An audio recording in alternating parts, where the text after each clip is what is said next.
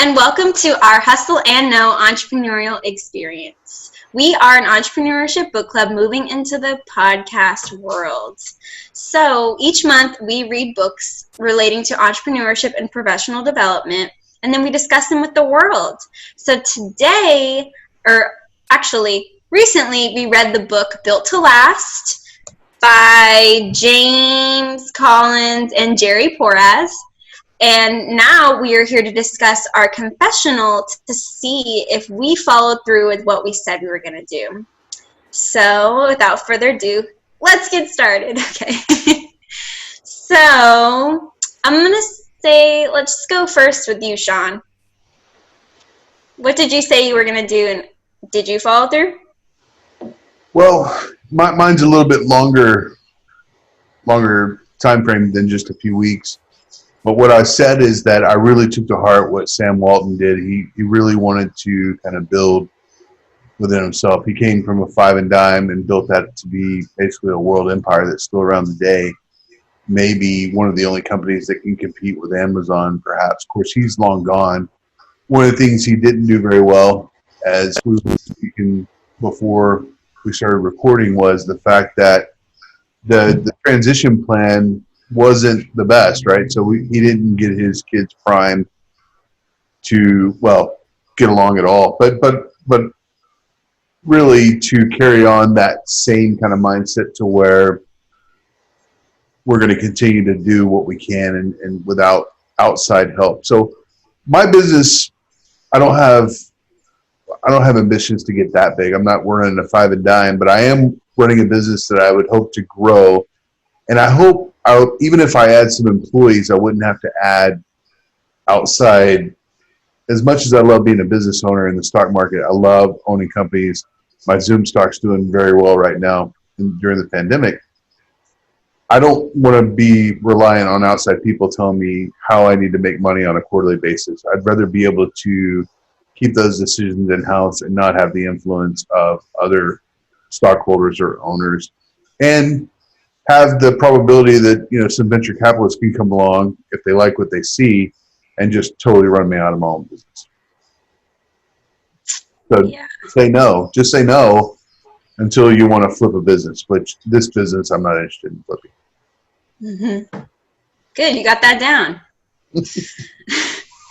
I'll go ahead and go next then, because mine's kind of like a little similar to yours. I said that I wasn't going to fall in love with just like one idea or one product, because generally speaking, a lot of companies who like, oh, I have a new visionary product, they just like are in love with it so much that they're not willing to change with the times or innovate, or which is like what we said in our last discussion, which was like the Blockbuster example, how Redbox actually reached out to them, but they were so stuck with their idea that Redbox ended up running them out of business. So you can't fall in love with one just perfect idea. And so I am kind of put my business on hold right now with the pandemic, but I'm definitely going to be. Why put it on hold though? I mean, what are you improving at? Why would you put it on hold? So because mine, it's going to be online, and it's for recreational purposes. So it's like a clothing and other type products for like festivals. So all the festivals and any large events right now are canceled because we can't be around each other. So that's why it's on hold, because it's not like people are going to buy it because they won't be able to use it because they're not going out because everybody's staying at home. Could you send some stuff to Joseph and I, and we could dress up and pretend we're at a festival? Yeah, we could do it. But I don't know if you'd wear it. I would wear it. Appreciate that. So, but it's good though. I'm listening to that, and I'm going into it with an open mind and not falling in love with like one product. That way it's easier going on. Plus I've read so many books, I know better not to do that. So that's my tidbit. Okay, you, Joseph. Okay.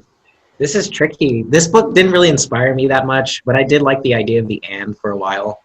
And I'm trying to think of some examples. In my financial planning, I've been thinking about the and I've come up with a lot of strategies where people were able to invest their money and use it for what they wanted to. So instead of just spending it, and then having less money to invest, I say, why don't you just invest it, and then when you need it, you can take it out of the investments monthly. So you're doing both.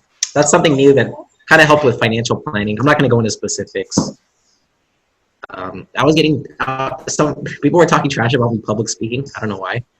So I kind of thought about that too. Like, you can do public speaking and financial planning, and you can actually do both together. Like, public speaking could spread the word about financial planning. Yeah, So definitely. I'm attracting haters. Are there any regulatory rules about that? I mean, what would keep you from talking to folks about money? They're just hating. It's just haters. I think it was just haters. I'm attracting haters during this period of time. And I'm just kidding. That's the only thing I could think of was with the and then the core ideology for my business.